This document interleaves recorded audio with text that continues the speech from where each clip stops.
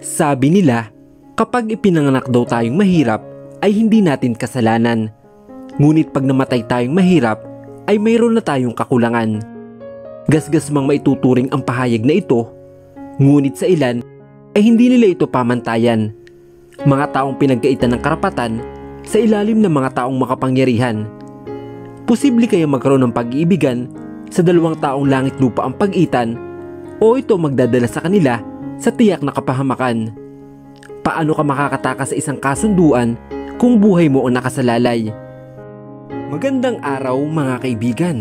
Samahan niyo po akong muli para sa isang kwentong pag-ibig na aking ibabahagi sa inyo na tiyak na kapupulutan ng aral at magpapaantig sa inyong mga puso.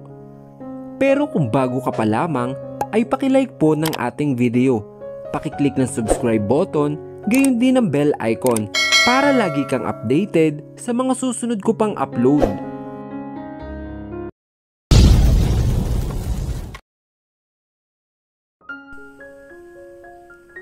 Napatingin si Sophia kay Rafael bago ibalik ang tingin sa babaeng kaharap niya.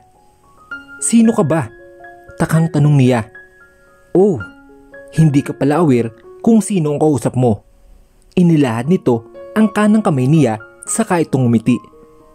"I'm Danica Garcia, legal na asawa ng lalaki sa tabi mo. Nice to meet you, Sophia." Nagkaroon ng sandaling katahimikan sa pagitan nila. Nanatiling nakaangat ang kanang kamay ni Danica upang makipagkamay kay Sophia na hindi malaman kung ano ang dapat reaksyon ang ibigay niya. "Danica, tumigil ka sa kalukuhan mo.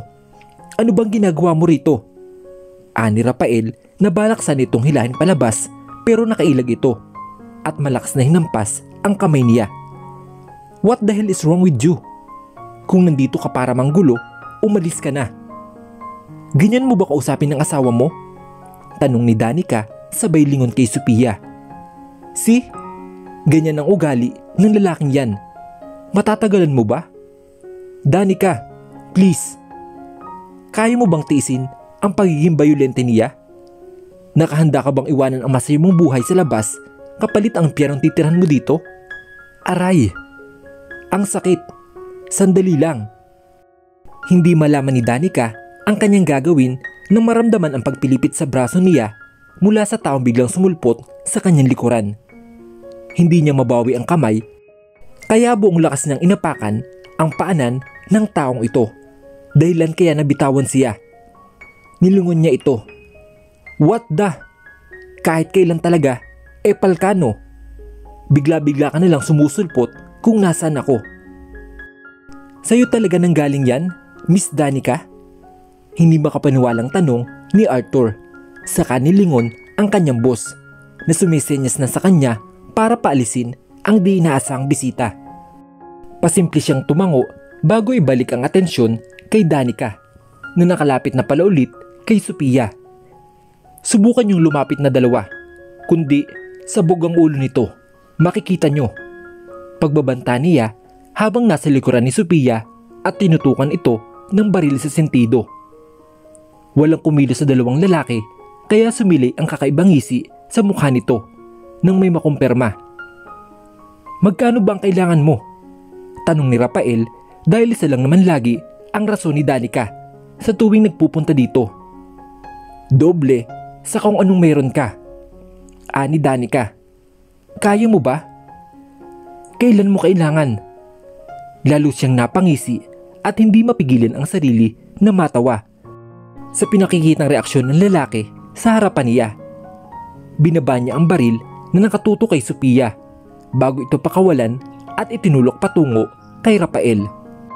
"What the?" Nakakadismaya ang pinakikita mo reaksyon, Rafael. Naupo si Danica sa isa sa mga baitang ng hagdan. Hindi yan ang mukha na gusto kong makita. Madali ka talagang malinlang. Kung sa emosyon pa lang ay talo ka na. Hindi umimik si Rafael pero nanatili ang mga tingin kay Danica. Nabakas ang pagkadismaya sa mukha nito. Ilang taon na silang hindi nakita at kung anong sinabi sa kanya nito noon, iyon pa rin pala ang lalabas sa bibig nito ngayon. "Miss Danica." "Manahimik ka muna, Arthur. Kapag di ikaw ang kinakausap, huwag kang sasabat. Tumayo siya at binalik ang tingin kay Rafael at Sophia. Anyway, hindi ako nagpunta dito para lang bumisita. Pasabi sa mga kasambahay na ayusin ang dati kong kwarto. Pakipalitan yung bedsheet at yung pillowcase. Gusto ko lahat bago at lahat mabango. Baka may mga sapot na rin sa kwarto ko. Pakitanggal na. Huwag mong sabihin, dito ka magpapalipas ng gabi? Tanong ni Rafael. Bakit? Mayroon bang masama kung matutulog ako sa sarili kong kwarto? Tanong niya. Saka, huwag kang mag-alala. Hindi lang naman ako isang gabi dito. Magkikita na tayo araw-araw. Alam ko kasing na-miss mo na ako at di mo kayang mabuhay nang wala ako sa tabi mo. Kaya ito na. Narito na ako, lover boy. Mas nagsalubong ang kilay ni Rafael, pero bago pa siya makapagsalita ay tilalikuran na siya ni Danica. At as nung nagmarcha patungo sa kusina ng asyenda. Mariin na lamang siyang napapikit at napahawak sa sentido dahil hindi maganda ang kutob niya sa pagbabalik nito. Rafael. Napalingon siya sa gilid ng marinig ang boses ni Sophia. Sino ba talaga siya? Hindi naman siguro totoo ang sinabi niya kanina. Hindi ba? Kapatid ko si Danica, Sophia. Kaswal niyang sagot. At kung ayaw mong maulit yung nangyari kanina, hanggat maaari, iwasan mo makipag-usap sa kaniya. Paano ko naman yun gagawin kung nasa isa kaming bubong? Pati ba naman yun? Poproblemahin ko pa? Bahala ka na, Sophia, na gumawa ng paraan. Anito, saka siya tinalikuran. Naiwan si Sophia na mag-isa sa sala. At sinarili na lang ang pagkainis dahil sa pagsusuplado ni Rafael sa kaniya. Manang, wala nang lasanya? Tanong ni Danica sa kasambahay nang mabitin sa inihaing putahe sa mesa. Naku, wala na po, senyorita. Kung gusto ninyo, igagawa ko na lang kayo ngayon. Anito na agad tinilabas ang mga kasangkapan sa paggawa ng lasanya. Pero pinigilan siya ni Danica at sinabihang wag na mag-abala dahil sa tagalutuin ito. Tiyak wala na siyang ganang kainin ito mamaya. Ilabas nyo lang po yung mga pagkain dyan. Kahit na ano. Gusto ko lang magkalaman ang sikmura ko. Aniya at balak sanang kuhanin ang natitirang mansana sa mesa na may ibang kamay ang nakakuha dito. Pagkatapos mong kumain, umalis ka na dito. Ani Rafael sakay binaba ang isang itim na suitcase sa harap ni Danica. Kung kulang pa ang mga yan, ay sabihin mo lang at dodoblihin ko. Wow! Ang harsh mo naman. Hindi pa nga nagiinit ang puwet ko sa silya, papalayasin mo na agad ako? Ani Danica at hindi pinansin ang suitcase sa harap niya. Bakit ba gusto mo kong umalis dito sa asyenda? Dati lang, natatakot ka pa maiwan mag-isa dito. Hindi ba? Umiiyak ka pa nga at nakikiusap sa akin na huwag kitang iwanan. Napatiimbagang si Rafael at pilit na pinakakalma ang kanyang sarili. Dahil batid niyang sinasagad lang ni Danica ang maikli niyang pasensya. Anyway, iyong kasama mo kanina. Sino siya? Ngayon ka lang yata nag-uwi ng babae dito sa asyenda. Tanong ng kapatid saka ito umayos ng upo nang ibaba na sa mesa ang mga putahe na kanina pa niyang hinihintay. It's none of your business. May diing sambit ni Rafael. Hindi ko alam kung anong kalokohan na naman ang nasa isip mo. Pero huwag kang makikialam sa mga plano ko, Danica. Huwag kang lalagpas sa linya dahil kung hindi ano? Papatayin mo ako? Padabog na ibinaba ni Danica ang kubyertos sa ibabaw ng mesa. Saka tumayo at hinarap ang kapatid. Papatayin mo ang sarili mong kapatid dahil sa paghanap mo ng katarungan kina mama at papa? Rafael, tumigil ka na. Tama na. Dahil wala ka namang mapapala sa hinahanap mo. Wala? Nagpakawala na mapanuyang tawa si Rafael. Paano mo nasabing wala kung wala ka namang ginagawa, kundi ang magliwaliw sa buhay? Danica, hindi ako kagaya mo at wag mo akong itulad sa'yo na walang pakialam kundi ang sarili niya lang. Aba, sa'yo talaga nang galing yan? Hindi ba't ganoon ka rin naman?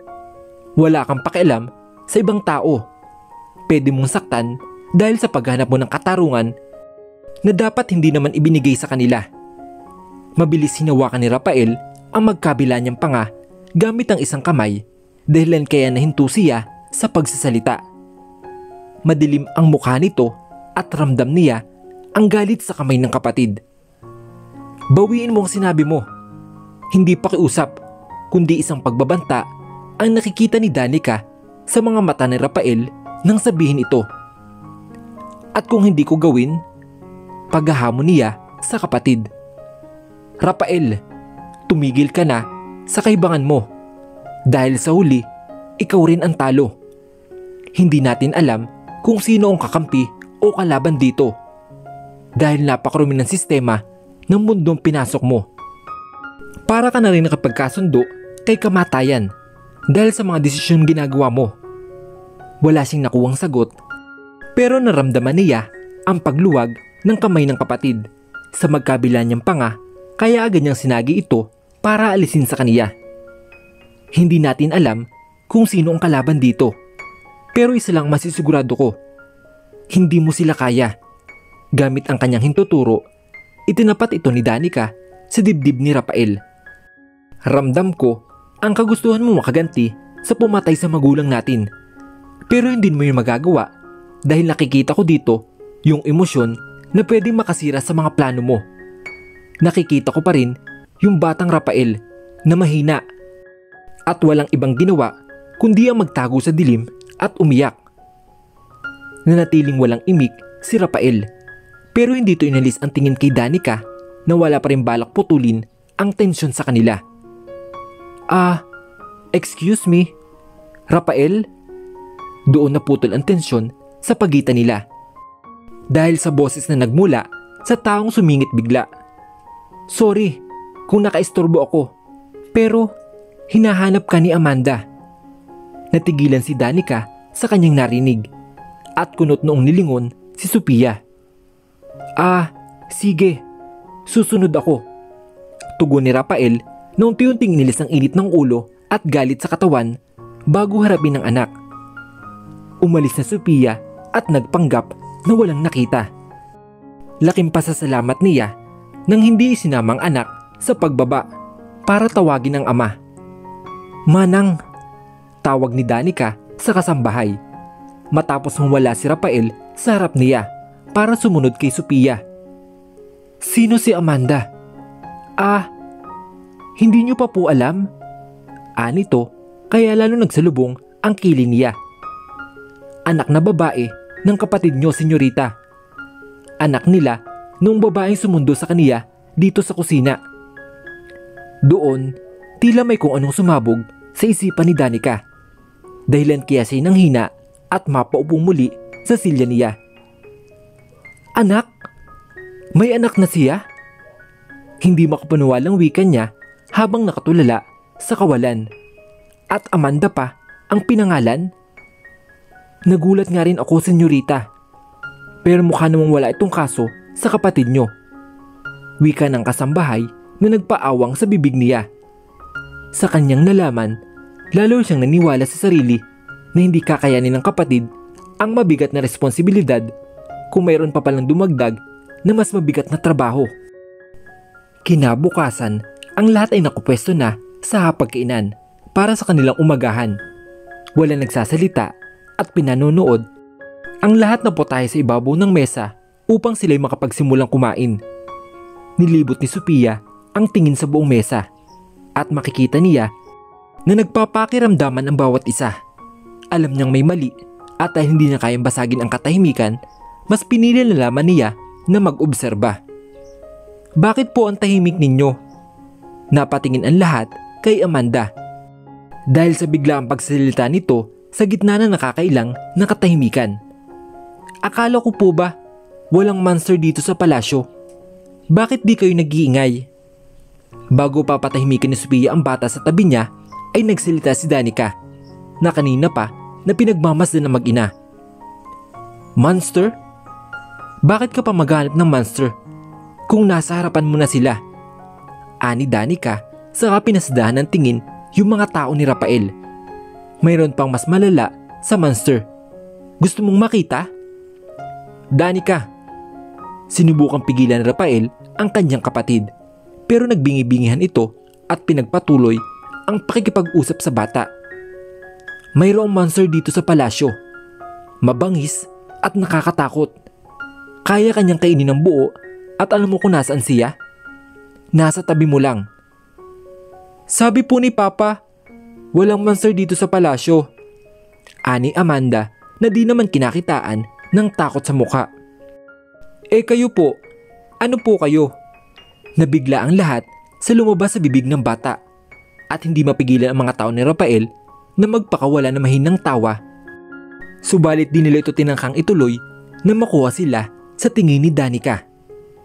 Amanda, bad yun. Mag-sorry ka sa kanya. Ani Sophia sa kanyang anak. Sorry po tita, joke lang po yun. Nakabungis-ngis na wika ng bata pero inismeran lang siya ni Danica. Saka binaling ang tingin sa kanyang ina. Bakit Amanda pinangalan mo sa kaniya? Tanong nito. Bakit hindi? Pabalik na tanong ni Sophia. May mali ba sa pangalang Amanda? Wala naman. Gusto ko lang malaman ang dahilan. Walang malalim na dahilan sa pangalan niya. Tugon ni Sophia. Sadyang nagandahan lang ako sa pangalang Amanda. Noong mga panahong nagbubuntis ako. Nahanap ko lang siya sa isang libro na may mga listahan na pwedeng ipangalan sa bata at iyon ang napili ko. So, sinasabi mo ba na ikaw lang ang nag-decide magbigay ng pangalan sa anak niyong dalawa? Binaling niya ang tingin kay Rafael at umaasa na mali siya. Pero sa reaksyon ng dalawa, napailing na lang siya. Seryoso ba? Wala naman siya doon noong nagbubuntis ako, kaya di ko na nahingi ang opinyon niya. Katwiran ni Sophia. Talaga lang ha? Bakit sa buong 9 months, hindi ba kayo nagkitang dalawa? At hindi nyo napag-usapan ang tungkol sa pangalan? Muling namayani ang katahimikan sa mesa. Hindi malaman ni Danica kung ano ang ibig sabihin ng pagtahimik ni Sophia. Pero sa ekspresyon ng mukha nito ay may idea na siya. Magandang umaga mga senyor at senyorita. Mukhang tamang-tama lang ang aming dating. Napatingin ang lahat sa bagong dating na bisita na kanilang ikinagulat. Napatayo ang lahat pwera kay Sophia at Amanda na walang ideya kung bakit kailangang tumayo pero ginawa lang nila bilang konsiderasyon. Bueno, maupo na kayong lahat. Hindi nyo na kailangang tumayo pa. Nagsalubong ang kilay ni Sophia na makita ang matandang nasa harapan nila. Oh my goodness Sophia! Wika ng isang babae na kasunod ng matanda. Si Kisay. Kaya ibig sabihin ang lalaking kasama nito ay ang asawa niya, si Richard. Richard Garcia.